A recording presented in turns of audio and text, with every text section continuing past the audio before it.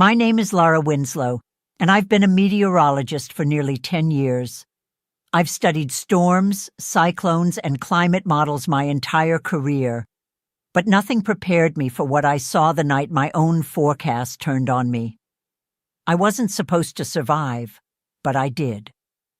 What happened during those missing minutes changed my understanding of Earth, heaven, and everything in between. Jesus showed me 5 specific events that are about to unfold this December 2025, each connected to how humanity treats creation itself. This isn't about fear, it's about awakening. Before I begin, subscribe to the channel. You'll need this one. It started like any other shift at the weather station in Seattle. I was sipping my second coffee, scrolling through satellite feeds, when something unusual caught my eye. An enormous circular cloud formation off the Pacific, spinning in silence. "That's odd," I muttered. I turned to my intern, Jake, and said, "Get me the wind shear data. Something's not right." He laughed. "You say that every storm season, Lara." But this one felt different. My gut tightened. For years I had trusted instruments, data, patterns. But that night instinct overruled science. By sunset, the air outside felt heavier than I'd ever known. Not hot, not humid, just aware. I remember stepping outside, looking up, and whispering, "Something's here." Then came the vibration. The kind that hums in your bones before a lightning strike. My phone buzzed. A system alert. Severe anomaly over Puget Sound. I grabbed my jacket and keys. "Lara, it's too dangerous," Jake warned. I smiled faintly. So is ignorance. The drive was a blur of rain and wind, but halfway across the bridge, everything went still. No sound, no rain. Just light flickering across the clouds, like they were alive. Then my dashboard went black. My car stalled. I remember saying, "What's happening?" out loud. And then, silence. No crash, no thunder. Just a sudden, infinite quiet. A pause so deep it felt like time itself had inhaled. That's the last moment I remember before the world changed forever. When I opened my eyes, there was no bridge, no rain, no flashing lights, just a still silver horizon. I was standing, but not on ground. The air shimmered like heat waves. My voice sounded strange when I whispered, "Where am I?" A calm reply came, not from around me, but through me. "You're safe, Lara." It wasn't human. It wasn't mechanical either. It was familiar, like a memory I'd forgotten. I looked down. My body wasn't wet or cold. I felt weightless, light, and oddly alive. "This isn't possible," I said. "I was in a car. I was crossing the bridge." The voice replied, "You crossed more than that." I spun around. No one there. Just light moving like breath. "Is this a dream?" I asked. The reply came again, softer. "No, it's remembrance." Suddenly, I saw something ahead. Currents of color spiraling like storms, but not made of air or water. They were thoughts, emotions, prayers, all swirling in perfect formation. "This is weather of the soul," the voice said. I reached out and touched one swirl. It was warm, alive. Images flashed before my eyes. People laughing, crying, praying for peace. The energy of humanity itself. I whispered, "I used to think weather only happened in the sky." Then came a pulse of light so brilliant it dissolved everything in front of me. For a second, I felt pure awareness. No fear, no question, just presence. And that's when I heard it. A tone, deep and kind, calling my name. Lara. One word, but it carried eternity inside it. That's when I realized this wasn't a storm outside. It was the beginning of something divine. The light around me began to settle, and I found myself in what looked like open space, but softer, glowing from within. There was no up or down, no horizon, just endless calm. My first instinct was to analyze it like any scientist would. "Where's the source of illumination?" I whispered to myself.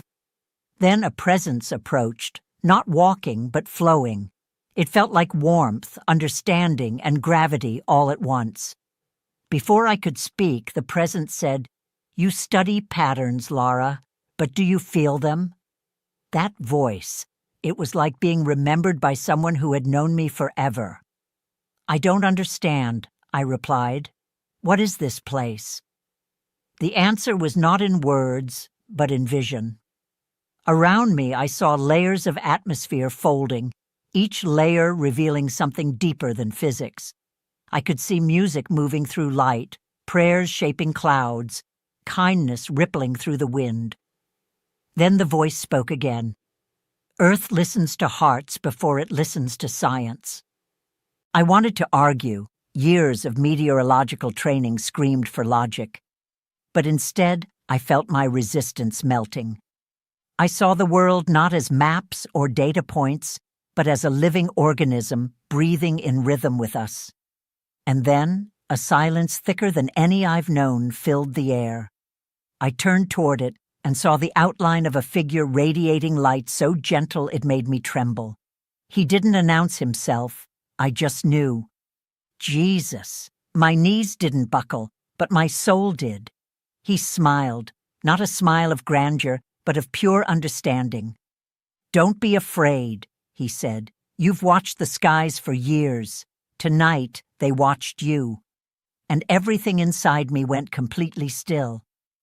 I looked at him, this light that somehow felt human and infinite at once, and all my questions disappeared. My mind had been trained to measure, predict, define. But here, none of that mattered. "Why am I here?" I asked softly. He stepped closer, not with feet, but with awareness, and said, "Because you asked for truth more than safety." That hit me like lightning. He was right. My entire life, I'd chased storms, chasing answers no one else dared to look for. I wanted to understand creation so deeply that I forgot to feel it. He lifted his hand, and suddenly I saw the bridge again, but from above. My car was still, surrounded by light. Paramedics working, rain frozen midair like suspended glass. I said, "Am I gone?" He looked at me with compassion that burned through every fear. "You're between, not gone, not bound, just open." I wanted to ask 1,000 things, but before I could, he touched the air, and waves of gold spread outward. Each ripple carried whispers, people's thoughts, the planet's size, frequencies of hope. "This," he said, "is the sound of Earth praying." I could hear it, the hum of every heart longing for peace, balance, and understanding. He looked at me again. "You've studied weather. Now you'll see heaven's forecast." A shimmer opened before us, a view of Earth glowing from space. Clouds, auroras, light trails all pulsing like veins. "This is what you must remember when you return," he said. 5 events will come, not to destroy, but to align." I took a breath, or something like one, and whispered, "5?" He nodded. December 2025, the month the sky will speak back. And that's where my revelation began. Everything went silent. No rain, no hum of the bridge, not even the sound of my breath. It felt as though gravity had simply let go of me. I looked down, expecting to see my feet, but there was only a soft glow beneath me, like standing on light itself. I whispered, "Is this real?" A gentle laughter echoed, not mocking but comforting. "Real is bigger than you think, Lara." That voice again, steady, kind, familiar. It didn't come from a person, but through everything around me, like the air itself was speaking. I floated, or maybe I was just being carried, through layers of warmth. It wasn't a tunnel. It was more like passing through memories of peace. Each layer had its own feeling: gratitude, forgiveness, joy. I could feel those emotions, not as ideas, but as real textures brushing against me. "Why do I feel so light?" I asked aloud. The voice answered, "Because you're seeing what you've always carried." Suddenly I saw flashes, moments of my life when I'd chosen compassion instead of anger, moments I didn't even remember. Each one shimmered like starlight. I realized then that heaven wasn't up there. It was the weight of love removed. And through the calm, I began to sense someone approaching, something brighter, deeper, stronger than all the light around me. My spirit reacted before my mind could. I whispered, "It's you, isn't it?" The air pulsed in response, and I felt a warmth fill every part of me, a recognition beyond language. "Lara," the voice said, "you've read the weather. Now you'll read time." And with that, the light took shape, familiar, radiant, and infinitely kind. Jesus was near. It's impossible to describe what standing before pure consciousness feels like. Imagine warmth that thinks, light that listens, love that sees you entirely, every failure, every doubt, and still holds you like a child who never left home. Jesus didn't glow at me. He was the glow. I wanted to speak, to ask questions. But the moment I tried, words disappeared. He didn't need me to explain anything. He already understood. "You've looked at clouds all your life," he said gently. "But have you ever noticed how they reflect what's below?" I nodded slowly. "The sky mirrors the earth." He smiled. "So does heaven." His eyes, if I can even call them that, were made of understanding. In them, I saw every storm I'd ever predicted, every fear I'd hidden, every moment I doubted my own worth. And yet, there was no judgment, only invitation. "Why me?" I asked. "Why show me this?" He stepped closer, and I felt waves of peace roll through me. "Because you've been listening to the wrong wind. The world measures data. I measure direction. The skies are speaking again, Lara, but few are hearing." A golden mist appeared around us, forming images, oceans, forests, cities, each pulsing like a heartbeat. "In December 2025, he said, "the rhythm of Earth will shift. 5 signs will appear, not to harm, but to awaken." I felt awe, not fear. "Why tell me?" He looked at me, and his voice softened even more. "Because those who study storms understand calm. You will remind them." And with that, he raised his hand toward the horizon. The light began to move, painting visions across eternity. When he said my name, it wasn't just sound, it was identity. Every syllable carried memory, purpose, and peace. "Lara," he said again, and time itself paused to listen. It felt like he was speaking to the part of me that existed before I was born. Every fear dissolved, every wound began to glow softly with understanding. Then he said something I'll never forget. "I gave you eyes for storms, but a heart for silence." I felt tears, though there were none. "I've spent my life predicting," I whispered. "Not feeling." He smiled. "Then it's time to feel what's coming." A vast expanse unfolded around us, a living map of the earth seen through light. Every continent pulsed in different colors, like breath. "December will be remembered," he said. "Not for disaster, but for direction. The planet is aligning with its own prayer." I didn't understand yet. "A prayer?" "Yes," he said. "The one humanity has been whispering in confusion. Show us the truth." As he spoke, beams of light began connecting regions, oceans glowing turquoise, skies flickering with faint symbols. I could sense rhythm in them, like a countdown, but divine in nature. "The signs will speak in nature first," he said, "then through hearts, and finally through unity." He turned to me gently. and I heard, "You will not remember all of this at once. Only when you speak will memory return." And then he raised his hand again. "Now, see what is coming." Light folded over itself, and I was pulled into the first vision, one that would mark the beginning of Earth's awakening. It wasn't an appearance in the way we imagine. It was revelation. The light around him became clearer, more textured, alive with purpose. Each ray carried stories, people, choices, timelines. He stood in the center, not as a distant deity, but as love manifested into form. "Watch carefully," he said, motioning toward the radiant expanse. "You must remember this exactly." Before us appeared 5 streams of light, each flowing toward Earth, representing the 5 events he spoke of. "The first will awaken the winds," he said. "The temperature of consciousness will change." The streams glowed in sequence, and I could feel their frequencies in my being. I said softly, "This feels scientific, like data waves." He smiled knowingly. "Creation speaks all languages, even yours."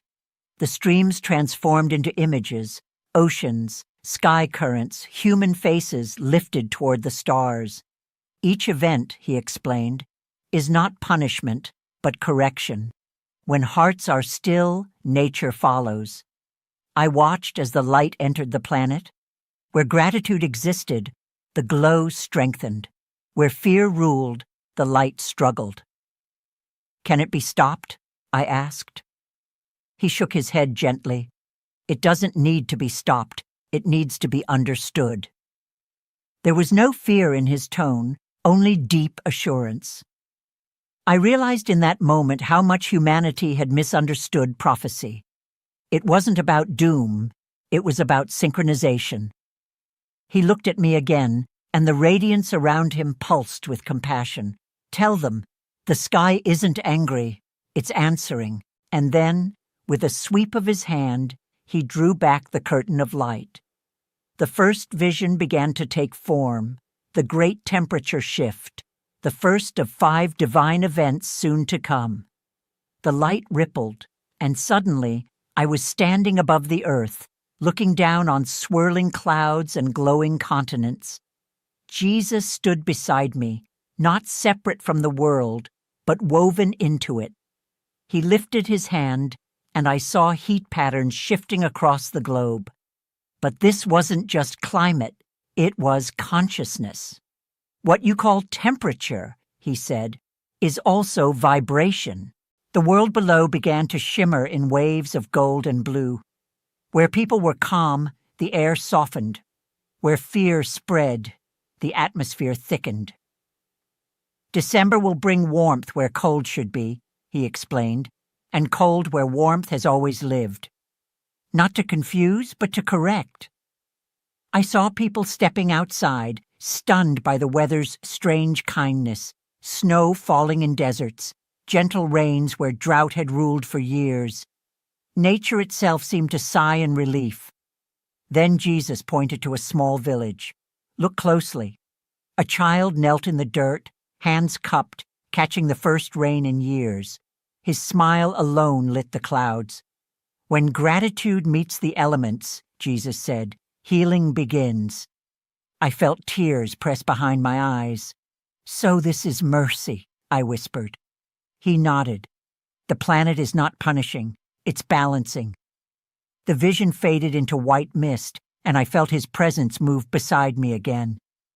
"One shift brings awareness," he said, "but the next will stir the depths." The oceans began to glow. At first I thought I was underwater. Everything around me shimmered blue, alive with motion. I could see currents weaving like ribbons, carrying light instead of water. Jesus stood beside me, the surface of the sea reflecting his radiance. "The ocean remembers," he said. "It carries every prayer whispered to the horizon." I watched as beams of light rose from the deep, forming patterns like sacred geometry. "What's happening?" I asked. He replied, "In December, the sea will speak." I saw massive waves, yet they weren't destructive. They were awakening old paths, revealing what humanity had hidden. In the Indian Ocean, I saw light moving beneath the surface, almost like words being written in energy. Islands appeared brighter, coral reefs glowed, and somewhere near Antarctica, something ancient stirred, a magnetic pulse, not dangerous but purposeful. The ocean will reclaim its voice, Jesus said softly. Where there has been silence, there will be song. Scientists will call it anomaly. Heaven will call it alignment. I watched fishermen on small boats pausing as their compasses spun gently, confused but unharmed. I saw dolphins gathering near shores where they hadn't appeared in years. I asked, "What does it mean?" He turned toward me, eyes deep as the sea itself. The water will remind the world that life began in communion, not control. The waves rose higher, glowing like molten silver, then settled into stillness. The peace after their movement was profound, almost holy. And before I could even take another breath of that luminous water, I felt the sound of air again, the sound of the sky waking. The third event, he said, will not move the ground or the sea. It will move the mind.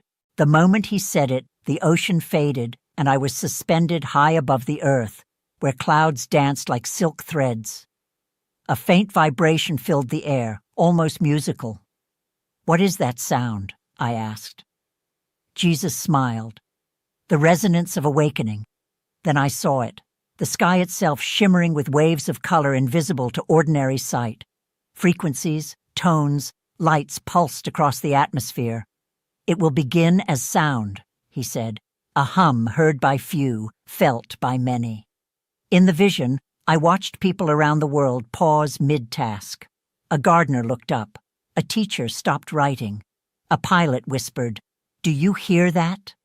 It wasn't noise, it was harmony. The sky was singing. "This will happen when collective hearts synchronize," Jesus explained, "when the weight of exhaustion turns into yearning for peace." I asked, "Will people understand?" He replied gently, "Not all. Some will dismiss it. Others will weep, though they'll never know why. But every soul who pauses to listen will be rewired toward compassion." I saw auroras glowing over cities that had never seen them, green and violet ribbons stretching across skylines, connecting continents. Then he leaned closer and said something that still echoes inside me. "When humanity's frequency lifts, even the winds rejoice." I felt my spirit tremble. This wasn't a warning. It was a love letter written in light. The sound grew louder, and I realized my own heartbeat was syncing with it. I whispered, "I can feel it." He nodded. "Good, because the fourth event will open what has long been closed." The auroras shimmered, and suddenly all light turned north. It was as if the compass of heaven realigned. Every beam of light bent toward the north, converging into a glowing crown around the Arctic Circle. I could see glaciers, mountains, and skies painted with emerald fire. "The North remembers," Jesus said. "It holds the keys of renewal."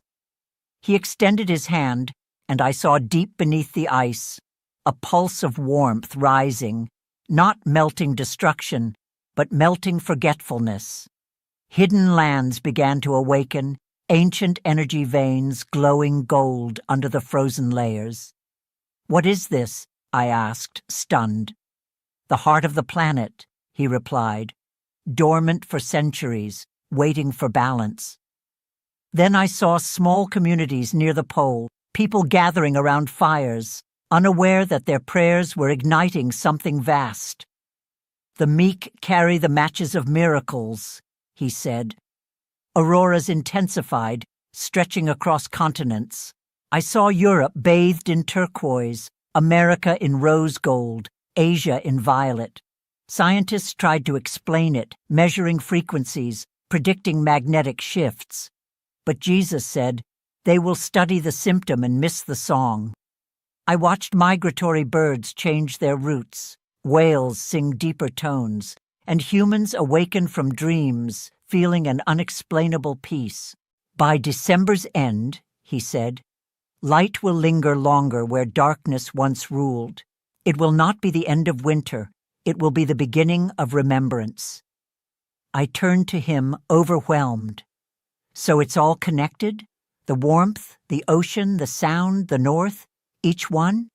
He smiled, radiant and patient. All rivers lead to one ocean of awakening. And before I could ask more, the final current of light began to form. So bright, so alive, it felt like love itself breathing through creation. The fifth, he said softly, is not nature's shift. It is humanity's. The world below turned to living gold. Cities pulsed like constellations, every street a vein of light.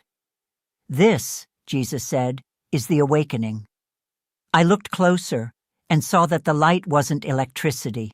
It was people. Every heart that chose kindness shimmered brighter. Every act of mercy, every quiet prayer sent ripples through the atmosphere.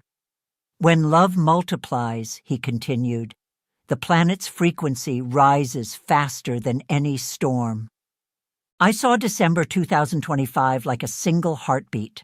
Families reconciling, strangers helping, scientists pausing before decisions, artists creating from peace instead of pressure. It was subtle, no headline, no trumpet, yet everything in creation responded. The fifth event, he said softly, is not seen with eyes but felt with souls. He showed me humanity breathing together, billions inhaling hope, exhaling fear. Even those unaware of heaven's rhythm were being tuned by it. Light, he whispered, is contagious when carried with humility. Then he turned to me. You'll tell them. The future is not predetermined. It's participatory. The brightness swelled until all boundaries dissolved. I could sense one message echoing through eternity. Love is the weather of heaven, and it's coming to earth. The radiance began to fold inward, like dawn returning to night. It's time, he said gently. I wanted to stay. Please, let me see more. He smiled. You've seen enough to believe, and that's the beginning of knowing. A wind, soft but powerful, spiraled around us. I felt myself drawn backward through light, through color, through silence. Each layer whispered farewell, gratitude, peace, courage. My last sight of him was not a face, but a presence smiling through creation itself. Then came motion, fast, familiar. Sound rushed back, beeping, voices, a nurse shouting my name. My lungs burned as air surged in. Breath found me again. I opened my eyes to fluorescent lights and trembling hands over my heart. She's back, someone cried. But I wasn't panicked. I was utterly calm. The storm inside me had ended. While they checked monitors and spoke medical language, I lay still, listening beneath the noise. The hum I'd heard in the heavens was still faintly there, steady, quiet, alive. I whispered, "Thank you." And though no one else heard it, I felt his reply. Now remember. The world felt louder when I came home. Coffee machines hissed, phones rang, traffic hummed. Yet beneath it all, a second rhythm played, subtle, peaceful, waiting for attention. I took walks instead of watching screens. Clouds looked different now, almost conversational. One morning I whispered, "I know you're there," and the breeze answered with warmth. Friends asked what happened, but how do you describe meeting eternity? I'd just smile and say, I learned the weather reports were too small. At night I'd jot notes about the 5 visions, the temperature shift, the ocean's song, the sky's harmony, the northern light, the human glow.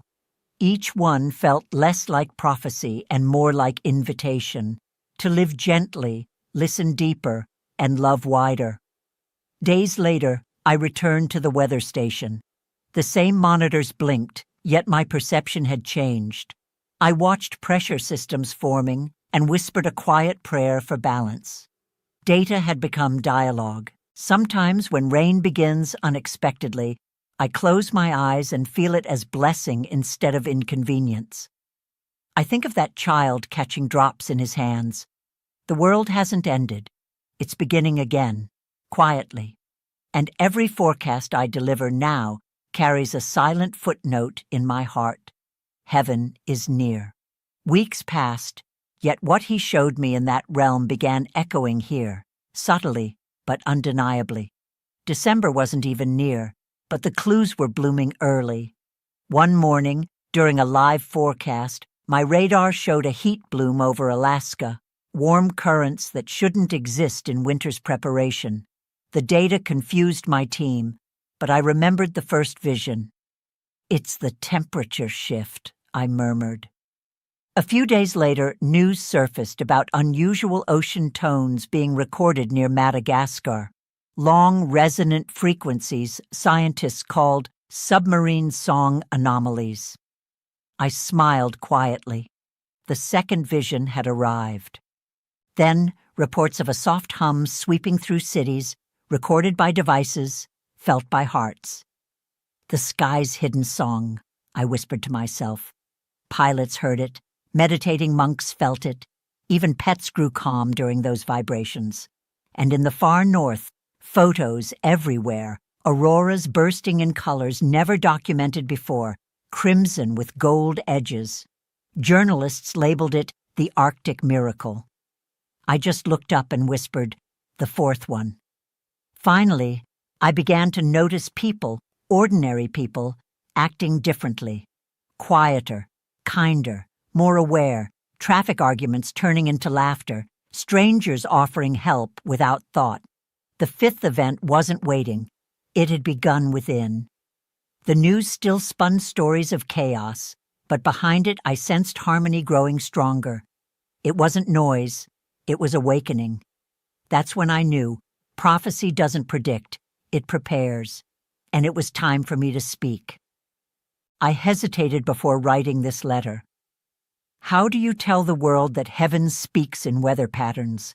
That storms can be love letters in disguise? But then I remembered his words. You'll tell them. The sky isn't angry, it's answering.